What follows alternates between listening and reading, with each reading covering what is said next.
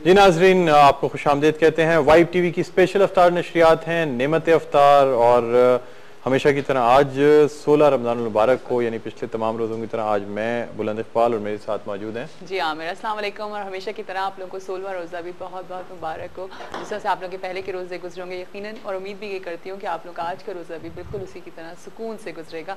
और आज संडे का दिन होता है तो बहुत ही सुकून से आज एक संडे का दिन है, 16वां रोज़ा है, यानी अब आधा रमज़ान मुबारक पूरा हो गया। और आज के दिन की एक ख़ास बात यह है कि आज है फ़तह मक्का का दिन, यानी जब हुज़ूर सल्लल्लाहु अलैहि वसल्लम की क़यादत में मक्का फ़तह किया गया, तो उस वक्त जो सब्र की, जो इस्तक़ामत की मिसाल हमें उस वक्त देखने में आई, वो कहीं दुनिया में और नहीं मिलती। यानी इतने मुश्किलात, इतनी परेशानियों, इतने मज़ालिम के बाद वो जगह, यानी वो शहर जब फ़तह किया गया, लेकिन उसके बाद भी वहाँ पे कोई मज़ालिम नहीं ढाए गए, किसी की जान माल को कोई नुकसान नहीं पहुँचाया गया, बल्कि सबको यही कहा गया कि सबकी जान, सबकी माल महफूज रहेगी। तो मेरे ख्याल में इससे ज़्यादा बर्दाश्त, सब्र और बड़ाई का हमें कहीं और दर्स नहीं मिलता, कहीं और मिसाल नहीं मिलती। कर दिया था, लाइक सबको माफ़ कर दिया गया था। तो यानी कि हमें इससे बहुत सारी चीज़ों को सीखना चाहिए कि हम छोटी छोटी गलतियों पे लोगों को माफ़ नहीं कर रहे होते हैं। बहुत सारी कोई छोटी सी भी बात होती है तो हम उस पर माफ़ नहीं करते हैं, और हम कहते हैं, हम दिल में रख लेते हैं उस बात को, फिर वही प्रॉब्लम सारी साल हम अपने साथ लेके चलते हैं और माफ़ नहीं करते। तो मेरे ख्याल से इससे हमें ये भी सीखना चाहिए कि किस तरह से दूसरों को किस तरह किया जाता है, माफ़ किस तरह किया जाता है, सब्र क्या होता है, बर्दाश्त क्या होता है। अगर हम सीरत तैयबा सल्लल्लाहु अलैहि वसल्लम पे नज़र डालते हैं तो हमें हर चीज़ के बारे में वाज़ेह दलीलें मिलती हैं, ऐसी मिसालें मिलती हैं जिनको पढ़कर, जिनके बारे में जानकर, मेरे ख्याल में शायद अगर हम 1% भी हम अपनी ज़िंदगियों में वो दलीलें, वो मिसालें, वो तमाम चीज़ें शामिल कर लें तो हम बहुत अच्छे मुसलमान, बहुत अच्छे इंसान और बहुत अच्छे पाकिस्तानी बन सकते हैं। बहरहाल ट्रांसमिशन को आगे बढ़ाते हैं। आज हमारे पास बहुत ज़बरदस्त मेहमान हैं, सारे मेहमान एक से एक हैं।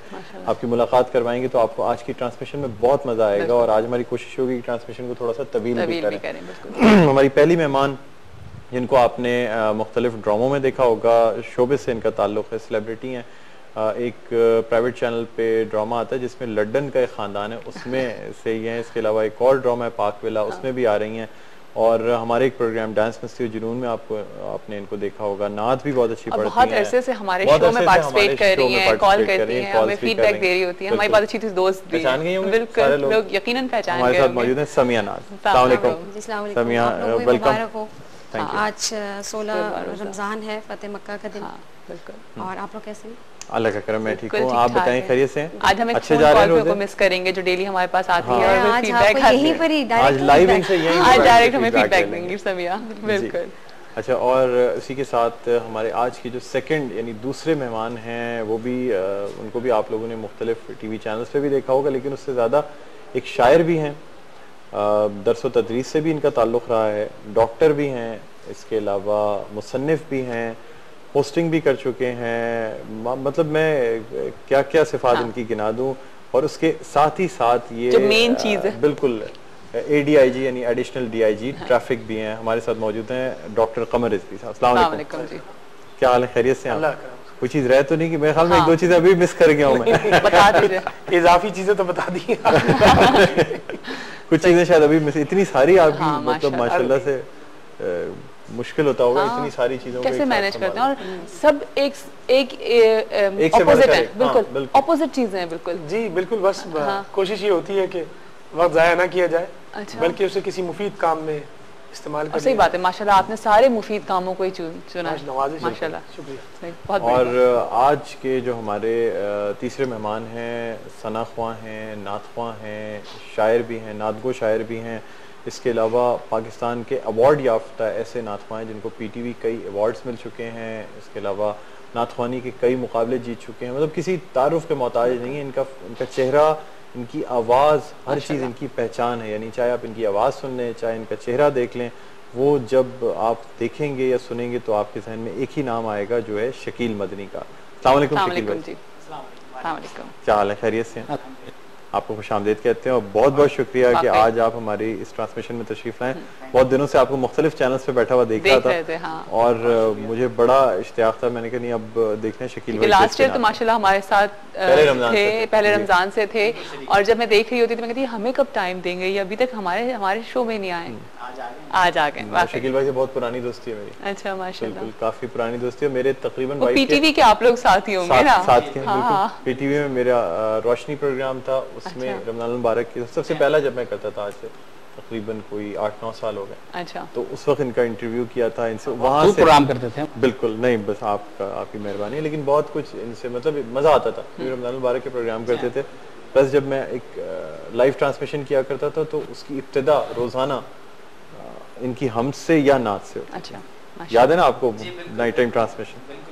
बिल्कुल। और आज के हमारे जो चौथे गेस्ट हैं वो भी मुख्तलिफ, आपने उनको हमारे प्रोग्राम में देखा होगा, आलिम दीन हैं, मुफ्ती हैं जनाब मोहम्मद उस्मान साहब। अस्सलाम वालेकुम। अस्सलाम वालेकुम जी, खैरियत से हैं जी? आपको खुशामदीद कहते हैं अपने प्रोग्राम में, और क्या कहते हैं, हमें बड़ा अच्छा लग रहा है आप जब भी आते हैं उस वक्त काफ़ी हमारी अच्छी एक आपसे गुफ्तगू रहती है, मुख्तलिफ मौज़ूआत पे बातचीत होती है। और आज भी हम जिस टॉपिक पे बात कर रहे हैं, मैं चाहूंगी कहीं से स्टार्ट करते हैं, फिर बिल्कुल हम स्टार्ट करेंगे। आज हम बात कर रहे हैं क्योंकि फतेह मक्का का दिन है, 16 रमज़ान मुबारक। थोड़ा सा वाक़या सुनाइएगा पहले। मैं चाहूंगी कि आप थोड़ा सा इस वाक़े को सुनाएं, फिर हम आगे कि किस तरह से हुजूर ने सबको इसका बैकग्राउंड क्या है, इसका बैकग्राउंड क्या है, तालीमात क्या मिलती है। बिल्कुल जी, बेशक मैं इंशाल्लाह तो आप बताएं थोड़ा सा।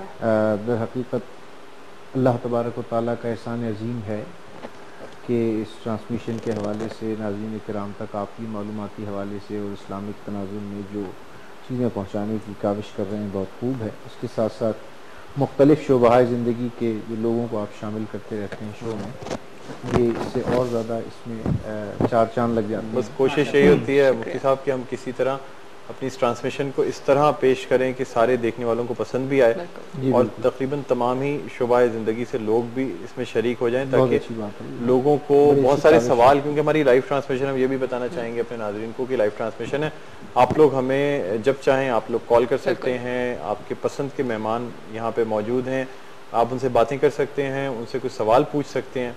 मतलब ये एक लोगों को एक चांस होता है कि वो इस लाइव ट्रांसमिशन में कॉल करके अपने मसले भी बयान कर सकते हैं और उसके साथ ही साथ अपनी फरमाइशें भी कर सकते हैं। जैसे नातख्वा जब आते हैं तो वो जाहिर सी बात है लोग अपनी अपनी फरमाइशें कर रहे होते हैं। अच्छा, थोड़ा सा डॉक्टर कमर साहब की तरफ आना चाहूँगा।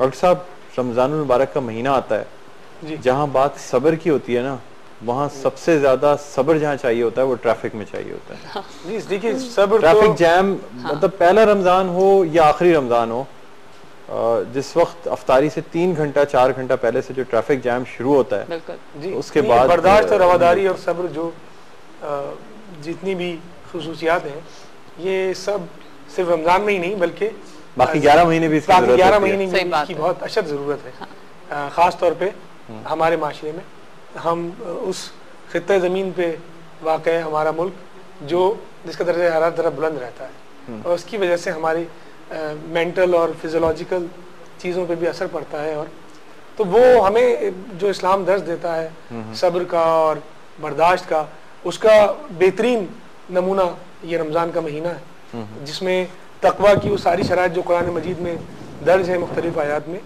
वो इसमें बहुत रेडिकली आप उसको ऑफर करते हैं और रेडिकली उनको ऑब्जर्व करते हैं, उनके ऊपर अमल पैरा होते हैं।